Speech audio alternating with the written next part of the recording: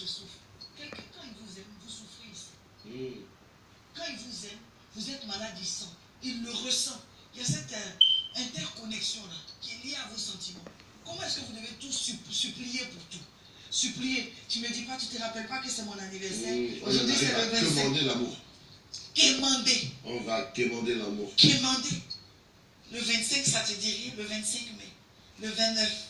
Le 29 juin, ça te dirait oui, samedi, faut t'isoler. Pasteur Rim, la dépendance sentimentale, c'est justement ce phénomène qui est de plus en plus récurrent, qui emmène des personnes, principalement les jeunes, jeunes filles, jeunes hommes, à se sentir exister dès l'instant où ils ont un équilibre sentimental. C'est-à-dire deux jeunes gens s'aiment et la jeune fille se sent exister parce que son copain l'aime, son fiancé l'aime. Mais dès l'instant où il y a un déséquilibre ou une désharmonie, elle perd complètement le fil. Elle est devenue dépendante sentimentalement. Ne pas se sentir bien dans sa peau juste parce qu'on n'a pas eu un coup de fil de la journée de la personne qu'on sent aimer, qu'on aime, c'est être justement dépendant sentimentalement. Ne pas se sentir bien parce qu'on n'a pas donc voilà, de nouvelles de cette personne, on n'est pas en rapport, en bon terme avec cette personne, on est devenu dépendant sentimentalement. Et de plus en plus de jeunes gens, de plus en plus de jeunes filles, de jeunes hommes, mais même de femmes et d'hommes tombent dans cette dépendance-là. Les conséquences sont très très négatives et c'est pour ça que nous voulons interpeller. Dès l'instant où vous aimez démesurément, vous êtes en train de cesser d'exister. Vous êtes en train de cesser de vivre. Vous êtes en train de donner une partie de votre vie, votre souffle, de votre vous à quelqu'un. Nul ne devrait exister par autrui. Nul. Nul ne devrait exister par toi. Existe par toi. Mais vous trouvez des personnes c'est-à-dire qui cessent d'être heureux parce qu'ils ont en face d'eux, elles ont en face d'elles quelqu'un ou une personne qui ne leur donne pas le retour de ce qu'elles attendent. Vous ne pouvez pas continuer à attendre d'un homme qu'il répare les blessures affectives. C'est-à-dire votre père n'a pas été présent, votre père ne vous a pas suffisamment aimé, vous rencontrez quelqu'un de pauvre, il doit payer pour lui ses sentiments, pour ce que votre père n'a pas fait, aurait dû faire qu'il n'a pas fait. C'est injuste. Oui. Votre mari ne peut pas devenir votre père. Il ne peut pas vous aimer pour il y a 10 ans en arrière, il y a 18 ans en arrière. Ce que votre père n'a pas fait ou n'a pas été, vous ne pouvez pas attendre de votre mari qu'il paye cette dette affective. Yes. Ça n'a pas de sens. Malheureusement, il y a des personnes, pour n'avoir pas eu une mère présente et affective, ils rencontrent une jeune fille, il faut que cette jeune fille soit dans sa vie, dans l'instant T, pour qu'il se sente exister. Mais ça pourrit l'existence. Écoutez, cette personne peut vous aimer à la base, mais vous lui demandez de vous aimer pour 3-4 personnes à la fois. Il vous aime pour lui, il doit vous aimer pour votre père qui ne vous a pas suffisamment aimé. Et non, j'ai été maltraité dans mon enfance. Il doit vous aimer pour l'environnement. Il doit vous aimer pour votre mère qui est décédée trop tôt. Mais guérissez de vos blessures. Il est temps de comprendre que vous devez vous traiter, vous devez guérir, aller à la cure d'âme, aller chercher à identifier quels sont les points de faiblesse au niveau affectif, au niveau psychologique, et qu'on vous aide sur ces points. Vous appartenez à une assemblée, et bien c'est justement ça le rôle de votre pasteur.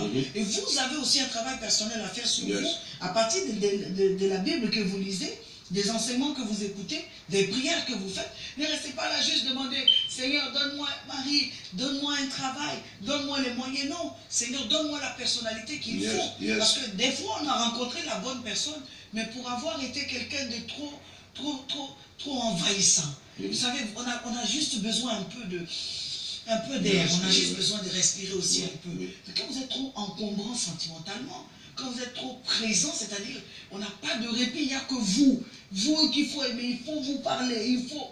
Ah, vous commencez déjà à chasser la personne. La plupart des personnes que vous voyez déséquilibrées au plan affectif, donc sont majoritairement des personnes qui, enfants, n'ont pas grandi dans une harmonie, dans une cohésion sentimentale, affective, disons.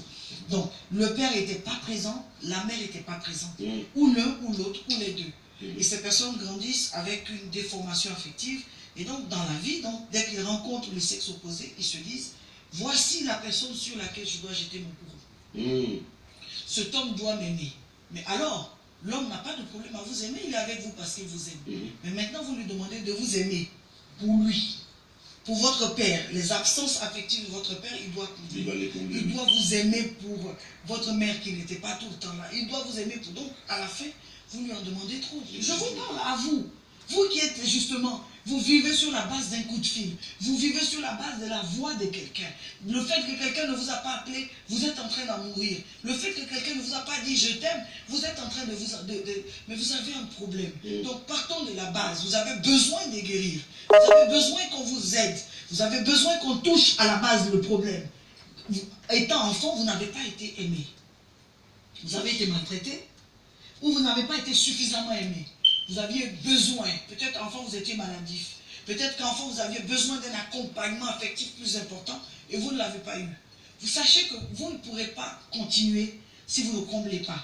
Parce que si vous ne comblez pas cette affection dont vous avez manqué, vous allez la rechercher chez quelqu'un. Et parfois chez des gens qui ne sont pas prêts. Vous savez, sur les 5 émotions de base, il n'y a qu'une seule émotion, la joie, qui soit positive. Toutes les 4 autres émotions sont négatives. Venez à la conférence, nous avons beaucoup de choses à partager. Première clé, guérison intérieure. Vous devez accepter. L'absence d'un père vous a déséquilibré, celle d'une mère, ou les deux à la fois, ou alors vous avez été élevé hors du contexte qu'il faut, il vous manque de l'affection. Et parfois vous la demandez à la personne qui n'est pas préparée, qui vous aime, mais qui ne peut pas vous aimer pour 5 ou pour 6 personnes. Ne pas réaliser qui vous êtes vous emmène à vous déprécier, vous emmène à vous sous-évaluer. Il faut rentrer en vous. Connaissez-vous, connaissez votre potentiel, connaissez-vous spirituellement d'abord, connaissez ce que le Seigneur attend de vous, votre identité, qui vous êtes en Christ. Vous êtes une princesse, madame. Jeune fille, vous êtes une princesse, mon jeune. Vous êtes un prince. Vous ne pouvez pas dépendre, suivre des gens comme un toutou à la laisse. Avant de rencontrer cette personne de qui vous voulez être dépendante, vous avez un idéal de vie. Des choses auxquelles vous aspirez, des choses que vous souhaitez être et faire. Commencez un peu à vous concentrer sur ce qui vous intéresse. Parce que quand on devient dépendant, pasteur Rim, on cherche juste à faire plaisir à l'autre. On cherche à lui faire à manger pour qu'il soit content. Lui faire des cadeaux pour qu'il soit content. Tout ce qu'on fait, c'est par rapport à l'autre. Cette personne que vous êtes en train d'aimer abusivement, elle a un défaut. Qui n'est pas simplement un défaut, mais qui est quelque chose sur lequel, si vous vous arrêtez, ça vous donnera des raisons de dire cette personne ne me mérite pas. Vous fermez les yeux. Vous ne voulez pas voir. Vous n'acceptez pas de faire face. Mais cette personne a un défaut. Son orgueil. Par rapport à votre humilité. Son orgueil. Son arrogance. Sa façon de vous mépriser. De ne pas prendre vos coups de fil.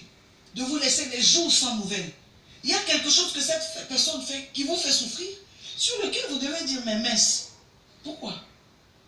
Et c'est ça qu'on a dit à Cyrus. On a dit, mais cette femme est trop prétentieuse. Vatsi est trop prétentieuse. Pour quelle raison? Parce que tu es le roi. Tu oublies que tu es roi. Tu as tout un royaume. Tu oublies. Tu as des notables, tu as des eunuques.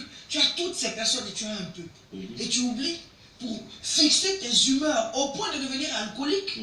Fixer tes humeurs sur le fait qu'une femme se pavane ou pas. Mais non. Réalise tout ce que tu as par rapport à ce qu'elle ne peut pas te donner. Donc, une manière, une clé, un moyen de sortir de cette dépendance, c'est de vous asseoir et de bien observer cette personne qui est. Au-delà de tout ce qu'elle vaut, qu'est-ce qu'elle ne vaut pas? Au-delà de tout ce qu'elle mérite, qu'est-ce qu'elle ne mérite pas? Au-delà de tout ce qu'elle a, qu'est-ce qu'elle n'a pas comme valeur? Au-delà de tout ce qu'elle peut, qu'est-ce qu'elle ne peut pas?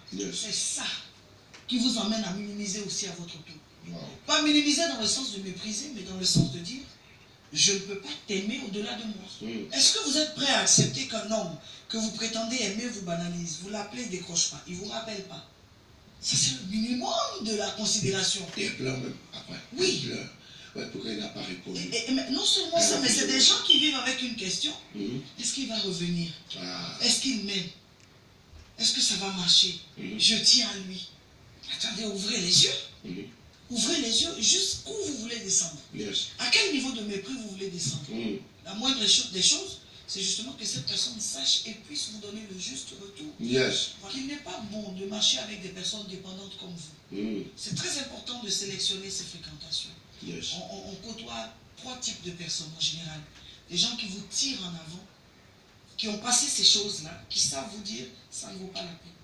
Ça ne vaut pas la peine de traîner dans ce genre de sentiments ou de relations, ça n'ira pas loin. Yes. Ça ne vaut pas la peine de traîner dedans, c'est pas pour toi. Mm. Il nous faut de telles personnes qui ont le courage de nous dire si tu ne mérites pas ça, réveille-toi, tu vaux mieux que ce que tu es en train de faire. Parce que des fois on s'oublie. Oui. Participer à la conférence Fotizo, nous voulons être organisés. Nous avons donc un site qui est donc jmimpactmedia.com, jmimpactmedia.com, sur lequel nous demandons aux uns aux autres de s'inscrire. Et donc vous vous inscrivez.